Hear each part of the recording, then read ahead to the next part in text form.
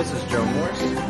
You are listening to the History of Aviation podcast with Derrick Beeler, David Rowe, and David Gorman. Hello and welcome to the History of Aviation podcast, the podcast series where we discuss historic aircraft. I'm Derrick Beeler, and I'm joined by co-hosts David Rowe and Dave Gorman. In this episode 29, we'll be discussing the Eurocopter MH-65 Dolphin. The Eurocopter MH-65 Dolphin is a twin-engine helicopter operated by the U.S. Coast Guard. From his studio near Bristol, Tennessee, Mr. David Rowe. How you doing, David? Things are really good around here. It's been a wonderful week or so for me, both personally and on the airplane end. We'll start with family first. My daughter is back at college. We just moved her into her dorm, so she's starting her sophomore year of schooling this week. So she's gone. She's out and living her life. And my son, who just graduated from college, has just started his first job today. So you'll like this, Dave. He is assistant teacher at the Bristol, Tennessee schools. So he's assistant teaching. Well, that's fantastic, and congratulations to him. I know you're proud, but I know he feels good about that too. That's awesome. Yeah, absolutely. He seemed to have a good day today. So, got some good news for the kids. And then on the personal side with aviation, we've got a B-29 Superfortress in Knoxville. So I made the trip down Saturday and watched it fly a couple of times. Got some really great video that I'm putting together, and got to see a Hercules, a couple of soda tankers, and a Goshawk fighter trainer flew in. So it was a really good Saturday. And then Sunday evening, an Apache helicopter and a Black Hawk show up at my local airport. So this morning, I spent the morning at the airport filming the Apache and the Black Hawk departing. So I've got another great video coming of an Apache startup and departure and a Black Hawk startup and departure. So things are really good on my end. Good deal. From his studio in Knoxville, Tennessee, Mr. Dave Gorman. How you doing, Dave? What's happening, Derrick? Hey, David. Greetings. Good to see everybody. Things are good. It is awful nice when the airplanes come to you, isn't it, Dave? Now, Much again, easier. You did have to come down the road a little piece to see the B-29, but you didn't have to go up to Dayton or over to Charlotte or something to see it. So sure has been nice to have it here for a couple of days, and I know it's been a lot of flying, a lot of opportunities, prices right. Big, huge crowds, and we really appreciate the the folks bringing Doc out here to spend some time with us, because I've seen Doc up in Oshkosh, and I sure love to see her up there. But when they come to you, it sure is great. So thank you for taking care of the aviation lovers of this part of the country too. So that was great. Absolutely. Yeah. Things are good though. School is up and running, and into our starting our fourth week with kids. We've got in-service day to bar because it's election day in the local elections. So the kids were all disappointed that they only have to come to school for 4 days this week. But teachers have an in-service day, so no rest for us, I guess, as far as that goes. But again, that's fantastic for Matt. And if they make the kids go back to school, he has to go back too. So I'm sure he'll have a great year. I look forward to hearing some stories about it. You and me both. It's interesting. 6th grade. He's helping out in the 6th and 7th grade. Oh, that's fantastic. I know a little bit about those grades, so good for him. I thought so. From his studio in Alcoa, Tennessee, we have Derrick Beeler. Derrick, how you been, buddy? Oh, everything is going wonderful. The rental business at McGhee Tyson Airport is booming, as always, this time of year. And like you guys both were talking about, and we spoke before we came on air about Doc. I was by 3 times where Doc is still setting, and still folks out taking pictures. And I tell you, I drove by 3 times a day, and it's more than you can take in, honestly. It's a pretty bird, really pretty plane. It is a very pretty bird. Well, we got used to for so long just thinking there were only one that we were ever going to see fly in our lifetime, and that was Fifi. There are some other ones that might potentially be put back into the air. I know that Kermit Weeks down in Florida has one that is supposedly got all the pieces there, whether it's got engines that can pull it through the air or not. I'm not familiar with. Bruce, I'm sure, could chime in and tell us if he were here. If he were here. If he were here. But, the idea that there was a plane that had a long-term restoration, the folks who put Doc back together in, was it Wichita, David? Is that right? Correct. Yep, Wichita, Kansas. A lot of those folks had some personal history working for Boeing back in the day. And so they had a real connection to this aircraft and its history. And so a labor of love, as I like to say. And the first time we saw it fly is, so shiny and beautiful. And you're just like, I can't believe it. And then, it's done some flights with Fifi. So there've been 2 B-29s in the same airspace. That's a whole lot of wing. That's a lot of plane up in the sky at once, but it's pretty fantastic. So, yeah, love seeing it. Absolutely love to see it. Now, definitely. You said, David, that you did pick up some merch. They had some good things there. Oh, absolutely. Some really nice challenge coins and patches. That B-29 was part of a radar group that tested radars and things. So it was not an actual bomber per se. It didn't have the turrets on it for the guns or anything like that. But they've got the actual unit patch that plane flew under. So you can actually get the patch as a challenge coin. They had poker chips, hats, T-shirts, posters. I mean, there was pins. There was really a lot of great things that you could pick up and help support that aircraft. That's one of the things I always try to do is, buy a few things from the souvenirs just because I like souvenirs. And plus, give them a little cash to work with because those planes are expensive to restore and fly. Well, I've got a Doc little keychain that I have on my camera bag, and I hear they even have keychains with the little remove before flight thing that you could buy and hang somewhere. So all kinds of things like that. So yep, absolutely. Again, it's great that they came to town. Definitely. And the aircraft that we're covering today, guys, the MH Mike Hotel 65 Dolphin. This large orange helicopter, that's typically how you're going to see this thing. If you ever see it far inland, you're like, what is the Coast Guard doing here? But they have come into Knoxville before. They do get inland quite a ways sometimes, and training and all that kind of stuff. It's a big helicopter. It's a cool looking helicopter. And there's a new vocabulary word tonight, kids. Fenestron that we're going to talk about. So exactly. What is that thing? We're gonna review that tonight, I guess, huh?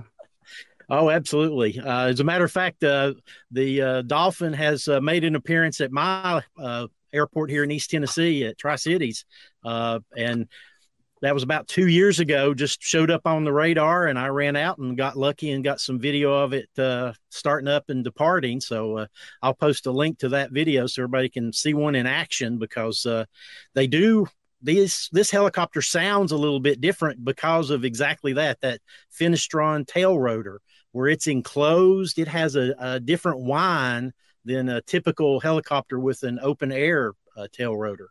So it's an interesting plane to look at because it doesn't match what we're typically used to seeing.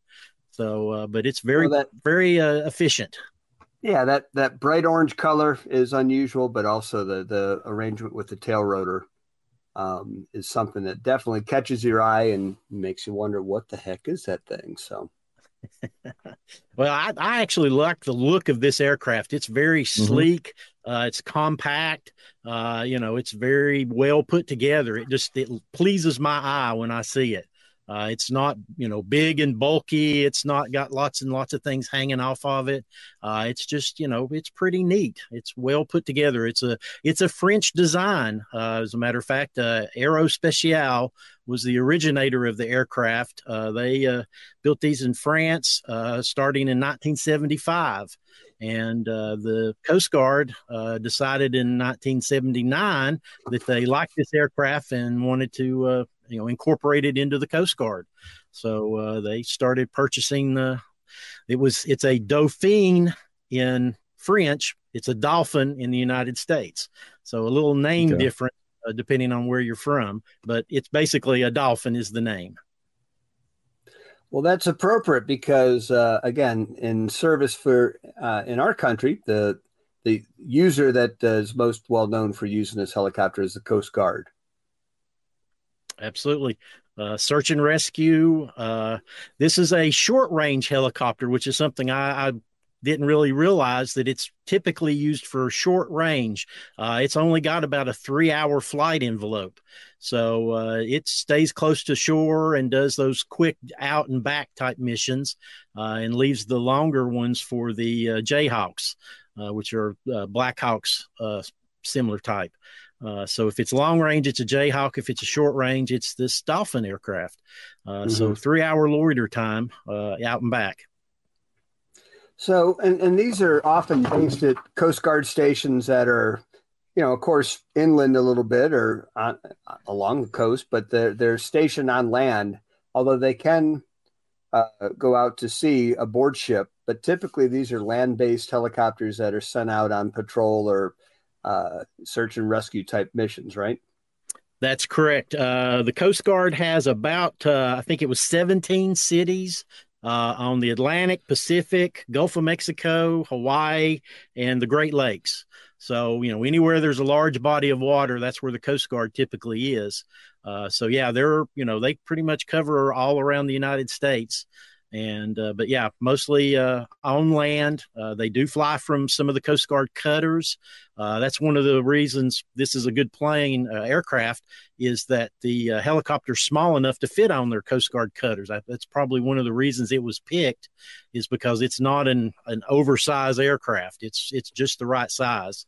Which actually I was reading that's one of the drawbacks of the Dolphin is that it's got a 4-man crew, 2 pilots, a flight engineer, and a rescue swimmer. So after that, there's not a lot of room for multiple people. So if they are doing a rescue, it's only got about a 4,000-pound payload. So you can't really load, 8 or 10 people into this helicopter. It's just not designed for that.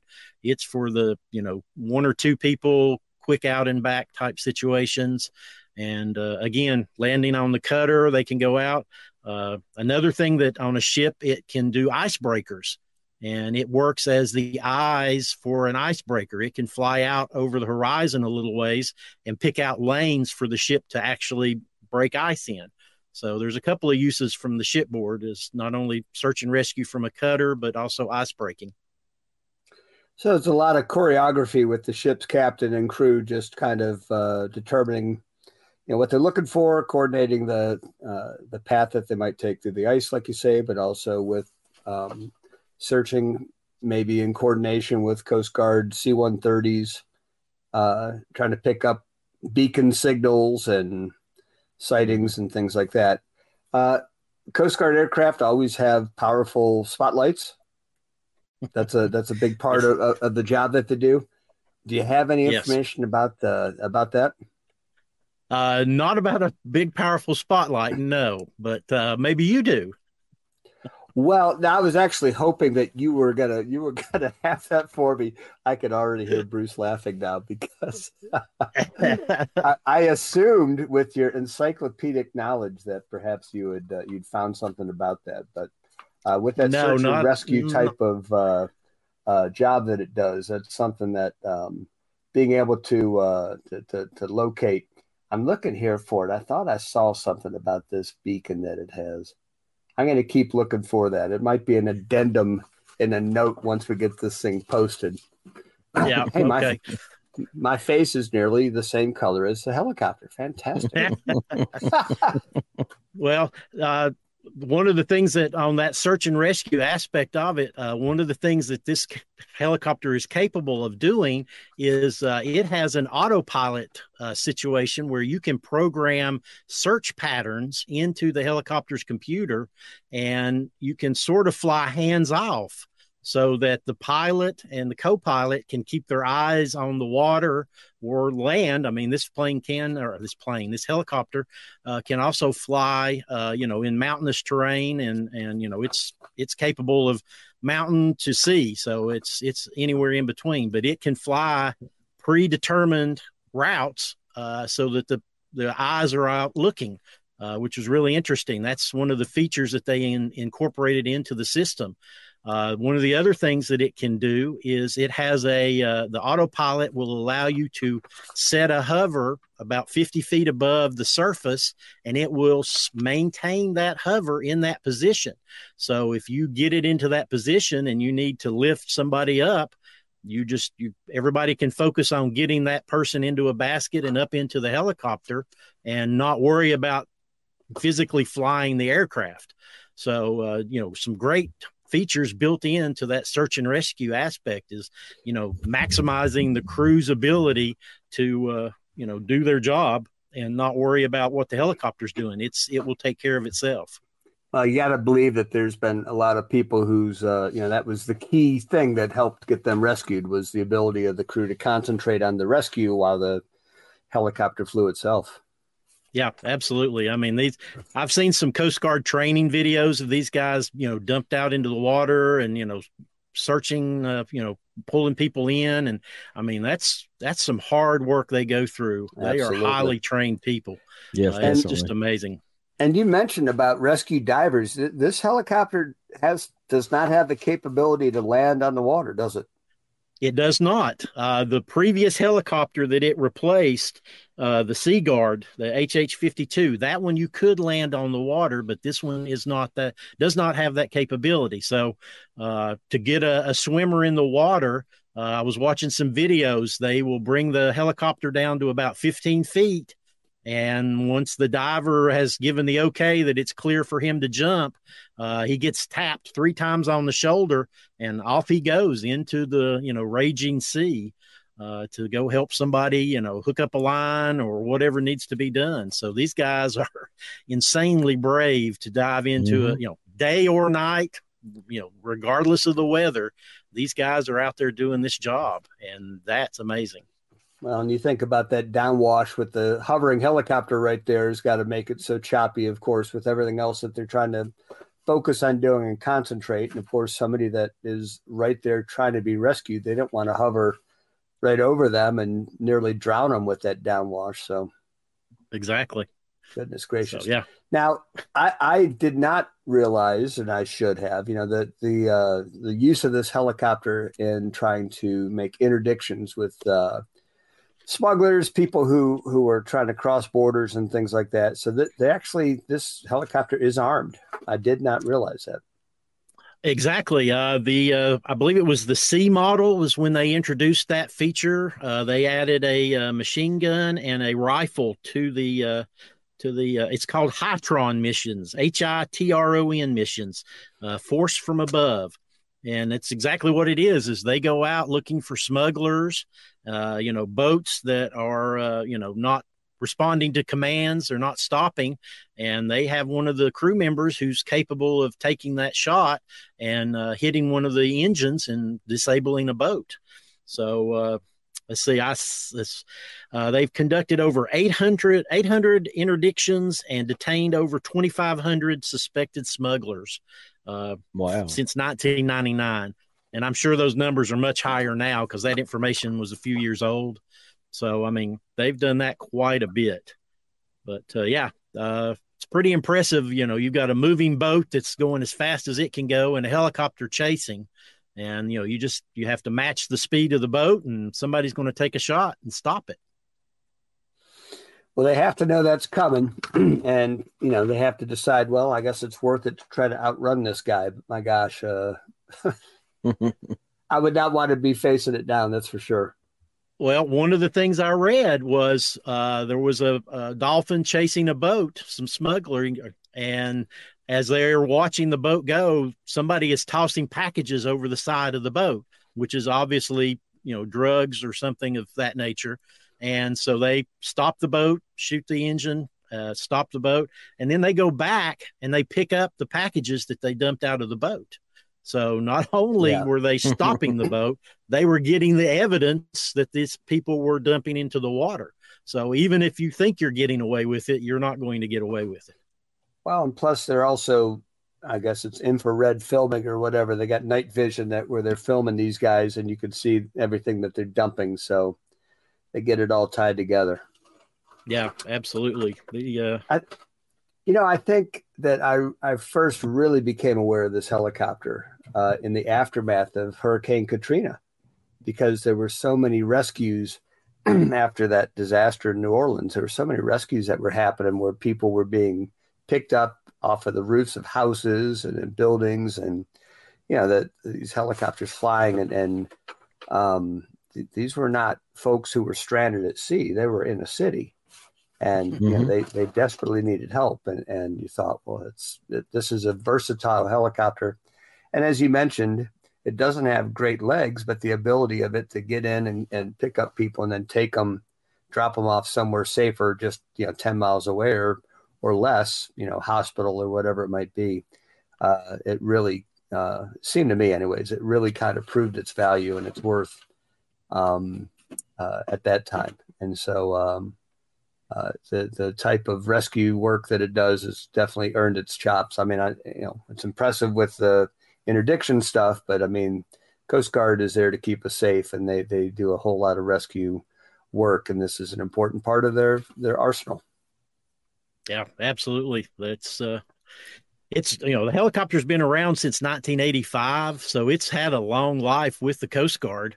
As a matter of fact, they are doing some upgrades and some service life extension programs.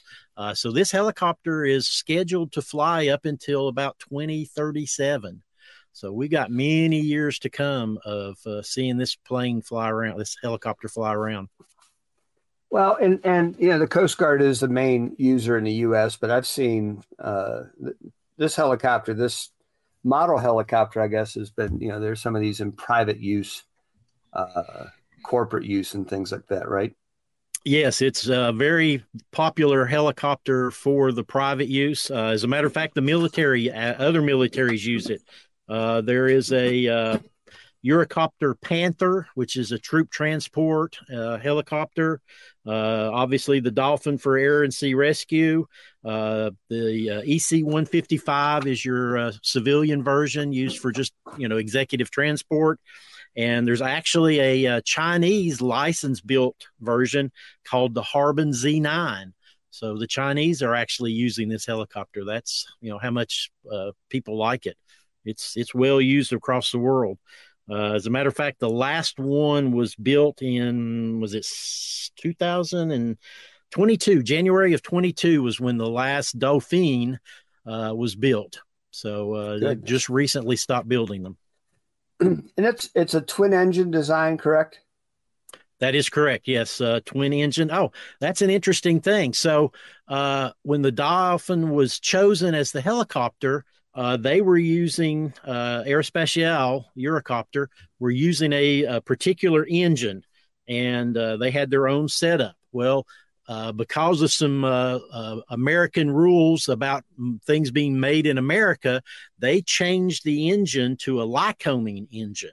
And that was what the A model and B model used, but it was underpowered. And so the helicopter didn't perform as well as they needed it to. So by the time they got to the C model, they switched back to this, what was it called? I forgot what it was called. Timco? Is that what it was? Don't recall. Yeah, Turbomerica Aerocell 2C2 CG. So that was what originally came with the helicopter, but we didn't use it because of some rules that said we couldn't. And then once we realized that it wasn't going to work the way we wanted it to, we went back to it. So, yes, twin engines. I think it's about 853 horsepower each one. So they're pretty hefty. And pretty reliable too, with the dual engine setup and everything. And you think that with the role that it plays, where chances of getting water splashed on it, around it, all that kind of stuff. It's got to be pretty sturdy. It is. It's actually good, reliable system. It's you can fly it on a single engine as well. And if you look at the engine nacelles, the opening for the air, they have a big fence in front of it to catch any kind of debris that would fly up into it. So because they're flying so low to the ground all the time, I'm sure there's bird strikes and other things like that are a pretty big danger to that type of, search and rescue situation. Now, if there's disaster relief or there's a storm going on, they're trying to fly and find people. There might be things flying around in the air. So that would definitely come in handy. Absolutely. What are some of the stats on this helicopter speed wise? I think you mentioned the range was just a couple hours, but speed wise, is it a fast bird? It cruises at about 148 knots. Max speed is about 180. I've seen it as high as 200. So a couple of, under about 200 max, I think. Its range is about 350 nautical miles. So not a huge, again, short legs, but that's not its intended job. It's for short range. It doesn't have any aerial refueling capability, does it? No, it does not. And to be honest, I don't know that I've ever seen it with, external tanks or anything attached. So I don't know that that's even a possibility. What is it? The height, it's about 13 feet, 3 inches tall. The rotors are about 39 feet around. So it's big, but it's not huge. That's the thing. It's a smaller helicopter. So mostly this is, as we said, it's in U.S. Coast Guard service. Is it used by any of the American U.S. military at all outside the Coast Guard? I did not see anything that mentioned it, so no, not that I'm aware of. But Israel, I think I read, has used it militarily. They did in the 80s and the 90s. I did not see anything that they are currently using it. So yes, it's in Israel, but not. I assume it's already been retired for something else, but I can't confirm or deny that. Gotcha.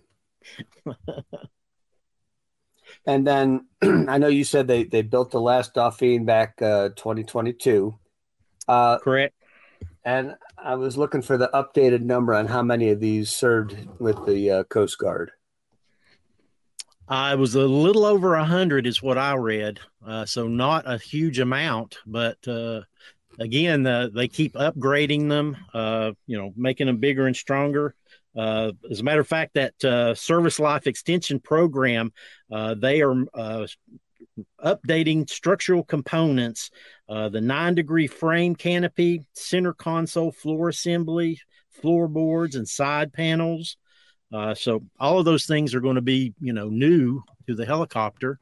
One of the other things is this helicopter, 75% of the exterior parts, the rotor head, the rotor blades, and the fuselage are composed of corrosion-resistant materials. So, it's not just a metal helicopter. It's built to withstand the salt and corrosion that you're going to get around the ocean. So, it was well thought out when they were doing it that this is, it's going to be wet and salty. So let's build it with some materials that are going to stand up to that kind of punishment. Absolutely. I always think it's fascinating when you have an aircraft that's been in service for this length of time. You think that you have maybe grandfathers or fathers and sons who could be in the same unit who fly together or who flew these planes over the course of their history. I always like that kind of connection. And this is an aircraft that the orange color, of course, is a huge giveaway, and the Fenestron. But I mean, it's Coast Guard, and it's a fantastic thing. I've only watched them perform and do some training, I suppose. I've never had to be underneath waiting for one to come and pick me up or anything. And I've got to. You just have to know that, what a relief to know that these pros are coming to get you and a Dolphin. Well, talking about that Finistron, that is a trademark name that they have for that part of the helicopter. It's a ducted fan, if you're familiar with that term. So it sucks air through that. It's like a tube into where the rotor is, and it's got about 11 blades in it. So it's a design feature that's, very sturdy. It's well protected. You're not going to get any bird strikes or anything like that to it. The only other issue with it is that it's an added weight because you've got the shroud that goes around it and the extra parts. So you've got a little weight penalty, but you also get the benefit of the protection and the capability of it. It's a pretty strong little tail rotor there. Well, it's also it's in a pretty tight space too. Yes, it's very, very tight. That ducted fan, it's literally millimeters to the edges.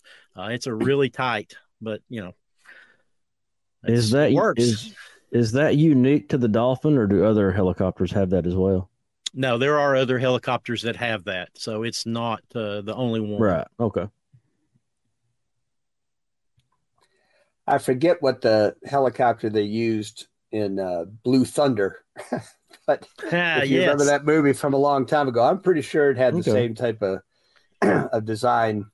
I'll have to go back and double check that, but it seems to me like might have been the first time I saw one, and I thought that is cool looking.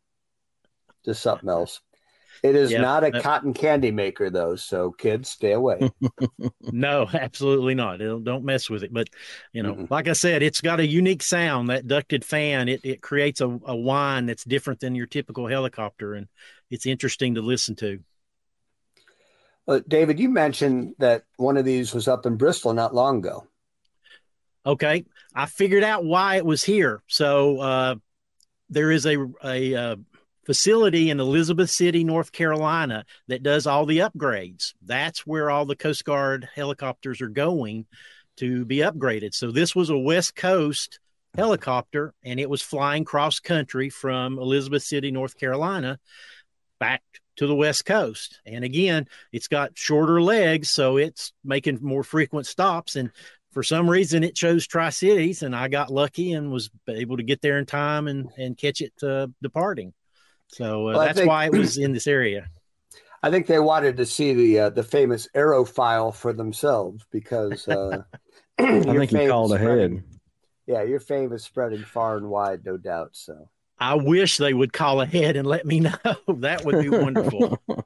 Hey, so you guys out there listening, any squadron that's coming up to Bristol, just let give Dave a shout. Let him know he'll be glad to film and profile you and share it with all the world out there. So I have actually spoken to some. We get the Navy's P-8 Poseidon very regularly at Tri-Cities. I've got well over 50 videos of Poseidons, but I've actually been in contact with a couple of crew members who have said, "Hey, were you shooting video on this day?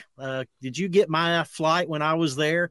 And as a matter of fact, I did a couple of times. So, that has actually happened. It's just not enough. I need more help.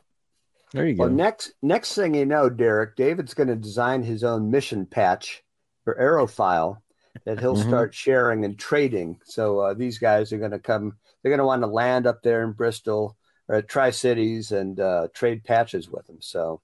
Dave, I don't know what you're waiting for, buddy, but it's time. Oh, time is the key. There's so little. Heard that. Definitely, for sure. And as we're talking about the MH-65 Dolphin or Dolphin, if I say that in my Southern way correctly, let's jump into closing thoughts, starting with you, David Rowe. This helicopter is what you want to see if you're having issues out at sea or, like we were talking about, a hurricane disaster. If you're in trouble, when that orange helicopter shows up, you've got the right people coming to help you. It's a fabulous machine. I was reading that it had reached 1 million flight hours in 2017, and currently it's over 1,780,000 flight hours. So, it's worked a lot. It's done a great job. And, So, great to see. I can't wait to see another one. We're inland, so we don't get to see them often. One of the fun things I read was we were talking about it uses composite materials, so it's earned a couple of interesting nicknames: the Tupper Wolf, the Plastic Puppy, and the Mighty Little Frenchie. So it's a I guess fond, that's for Airwolf. Well, maybe so. On Airwolf, maybe the Tupper maybe Wolf. So. That's fantastic. Tupper Wolf. Like so that. There you go. Great helicopter, and really glad I got to see one up close. Closing thoughts, Dave Gorman. Well, I'll just pivot off of what David said. He used the word work, and that's what I associate this helicopter with. This is a working helicopter. And again, I've been fortunate to only see it for enjoyment, at air shows and things like that. And there are times in Michigan or in Oshkosh or other shows where they put on a performance. They show, how they maneuver and dropping people down on cables so they can rappel down to help out somebody who's in trouble.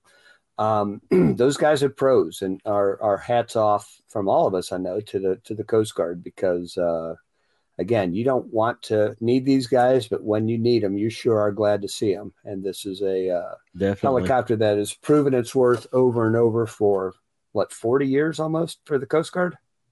1985, I believe, was when it was introduced. Well, incredible, and continuing to be upgraded. And our hats off to these brave crew and beautiful helicopter. Definitely is. So let's jump into social media, guys. Starting with you, David Rowe. Social media. Well, AEROWEPHILE, aerophile.com. And I have a good little announcement to make. I just reached 10,000 subscribers on my YouTube channel.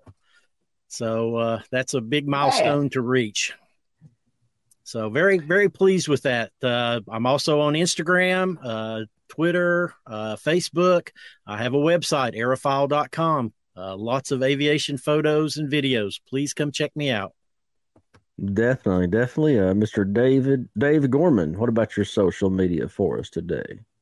I am not quite to 10,000, but I am moving that way a little bit every day. So, but you can find me on YouTube at Gormania Videos. And it's, there's lots of aviation stuff up there, but also some live local music in the Knoxville area, stuff that I like and go see. You can find me on Instagram at _Dave, or it's Dave Gorman. Right there, I do have some pictures that I post from time to time of things from Oshkosh and around and all that kind of stuff. But would be thrilled to interact with folks and have you follow me or let me know to follow you if you got things that you want to share with us. Definitely. And the History of Aviation podcast, we can be found just about anywhere. We have our own website that all these links are listed below. And Dave Gorman, we've got the group page for the History of Aviation podcast now. We do. We have a Facebook page for the History of Aviation podcast. We would love to see a little bit more activity there.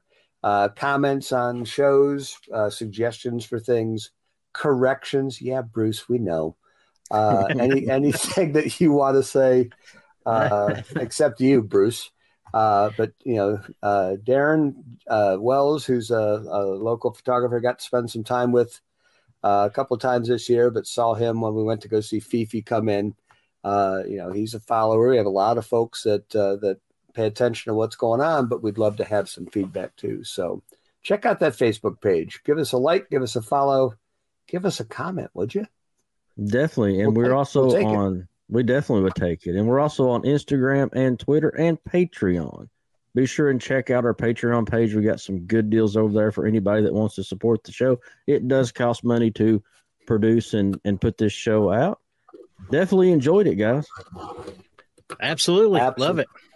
Yeah. A great helicopter there. I learned a lot. Fantastic addition to our repertoire here. Yeah, and that's another good to get the French Coast Guard. That's another French word. Yeah. Repertoire. There you go. Woo. Oui. Kind of like my French Neoport. that it was Newport the whole time? That's well, okay. This is all a right. multicultural show. Folks can go back and listen to the Newport episode and listen to me make a fool of myself. It's perfect. Oh, Yeah. that's fantastic. We're talking about forever and ever. I do it so well. Enjoyed it, guys. Appreciate it so much. All right. Absolutely. Thanks. See you next time. Thanks for listening to History of Aviation Podcast, episode 29. Please rate, review, subscribe to the History of Aviation Podcast. Follow the podcast on Apple, Spotify, or wherever you get podcasts. For David Rowe, Dave Gorman, I'm Derrick Beeler. Thanks for listening to the History of Aviation Podcast.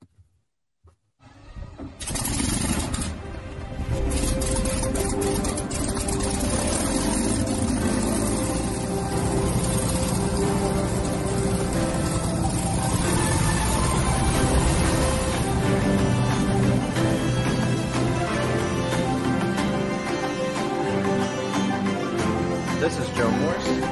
You are listening to the History of Aviation podcast with Derrick Beeler, David Rowe, and David Gorman.